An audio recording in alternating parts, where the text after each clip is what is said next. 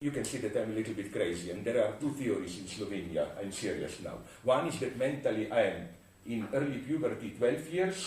The other is that I'm like 8, 9, and the general agreement is that I'm regressing backwards. So I tend to agree with it, that for example, drinking alcohol, you do get attached to it, but the way you begin is regularly first, you don't like it, it's like out of to keep up with your peers and so on and so on. It's to be part of a group, to imitate. Smoking, it's the same. And happily for me, maybe I'm still at that level, and not because of any, how should I put it, health arguments or what. I don't drink and I don't smoke, but because I simply don't like the taste, how should I put it. I don't get it, what's so good in alcohol. Okay, there is also a Stalinist, well, you are looking, you think crazy guy didn't yet discover what life is about. But I am, no, there is also, of course, another aspect. Privately, I'm a Stalinist paranoiac, and my idea is if you get drunk, you lose control, and the enemy can attack, One must be on the watch all the time. Okay, but let me go on. So, the idea, a beautiful one of Robert Fowler, is that the same goes even for sexuality. And that the intent, and believe me or not, I read some, I spoke even with some, how do you call them,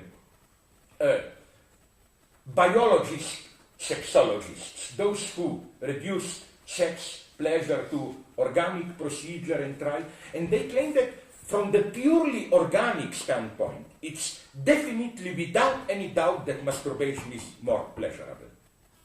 And I can see it. You just sit down, you do it, you totally determine the rhythm that from the pure standpoint of intensity of pleasure, even orgasm and so on. I mean, doing it with another human being is unpractical, ridiculous, and so on and so on.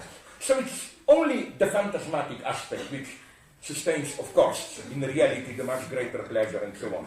So, sorry, yes? Was your experience different? Please, feel free to tell us how it was with you. Yeah. No, sorry, please. No, sorry. Yeah. I was going to say that... this is called creative classes. New creative teaching, sorry. You brought it well, up. you are swallowing like, where did I finish with this madness? Sorry. It's your fault. No, his fault. He's guilty of everything down there. Yes. Yeah, okay.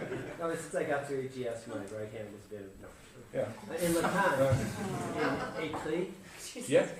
he says that even he found it with his patients that even when they were having sex with their partners that they loved, they were still fantasizing about somebody else or something else.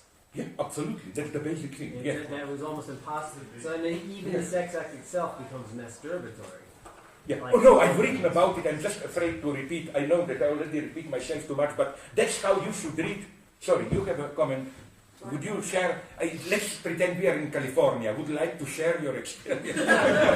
I'll share Yevtushenko's experience. I heard Yevtushenko recite, and he said, "Love is mutual masturbation in manure." Why manure? Manure like shit. Yeah. Why? This must be a specifically Russian touch. Why manure? I think he brings together the sublime and the ridiculous. Yeah. Sure it wasn't Borat? Yes. No. What I wanted to say is that this is, but again, that's elementary. This is what Lacan means with there is no sexual relationship. That it's never you and your partner alone. There has been a mediation of fantasy. It's almost never, I will explain immediately, this almost never, just you and the partner. It's the way you fantasize. But for Lacan, in this sense, that's my old joke, if we understand usually masturbation as sex with an imagined partner, you masturbate but you imagine doing it with another, then real sex is masturbation with a real partner. That is to say, the structure is that of a masturbation. The real partner is the one you dream about, and so on and so on, which incidentally explains nicely the experience which I hope you also had. I had it often, that it's horrible. I'm sincere now here, but it's nothing disgustingly intimate, so I can tell you. In the middle of sexual act, doesn't it happen to you that you somehow, how should I put it, I hope not too often, you simply disconnect. You lose contact, you start to observe yourself objectively, and you get, what am I doing, this stupid gesture? You know, like, you disconnect. That's where you disconnect from your fantasy. You are back into the stupid, thrown into the stupid reality. So what this, but Lacan's point here, that's important, is not, here Lacan and me with him, we are nonetheless more romantic for love. I claim that in authentic love, it's not only that. In authentic love, you reach to the other. Authentic love is not merely, or to put it in more romantic. So I don't agree with those like that Chicago girl, how is she called, Laura Kipnis, who wrote a book against love, claiming love is, and it's fashionable in some radical circles to claim that love plays the same role as procreation in standard Catholic doctrine. In standard Catholicism, it was sex is illicit if it doesn't at least ultimately lead towards procreation. She claims today's censorship is just displaced. It's love doesn't, sex should be, is fully legitimate only if it is an expression of love and so on and so on. Well, I don't think that. If you don't hurt anyone, why not have it an occasional whatever you want? I cannot do it. I'm a very old-fashioned romantic. But what I want to say is that when Lacan speaks about this, you know, reaching out to the real other and so on, that's, Lacan is here very, very romantic. He is as far as possible from this, how should I put it, cynical pseudo-psychoanalytic view that what we really want is only the brutal raw sex, but that but we just sublimate it with all these complicated fantasies. No, for Lacan it's the opposite. It's the brutal raw sex which is not material enough. Because you don't really relate to other, you basically just stage your fantasies and so on and so on. It's very difficult to really accept the other, not just somebody who, how should I put it, who fits your fantasy.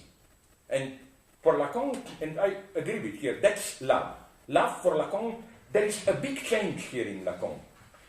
All good interpreters know. Somewhere till the early 60s, Lacan reduced love to an imaginary narcissistic illusion. You know, all this shit. In loving the others, you really love yourself in the other. Love. And then Lacan played on imaginary love versus desire. Desire is the authentic thing. But later, Lacan changed the view, claiming that in love is, as he puts it very nicely, love is the way the real of drive descends or gets into the symbolic order. So what you quoted about that in real sexual act we fantasize and so on, this is not, again, for Lacan, this is not all sex, this is not love. He doesn't devalue love. You know which example I use in one of my books? If you saw the movie, you will immediately get it.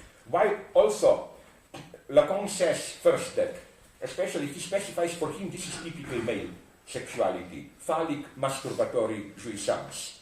But for woman, it's more jouissance of the other. And don't confuse this with a false version of Lacan, when some people think that Lacan's point is this, that women have some mystical outside language experience. No, there is a movie which makes this point perfectly, or even a couple of movies. Did you see, for example, Bergman's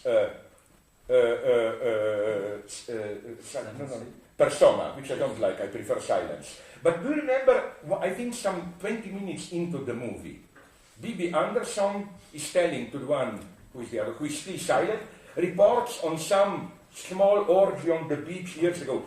Bergman was wise enough not to include any flashbacks, and it's an extremely erotic scene. This would be jouissance of the other. Talking about it gives you basically more pleasure almost than the thing itself. You know which movie works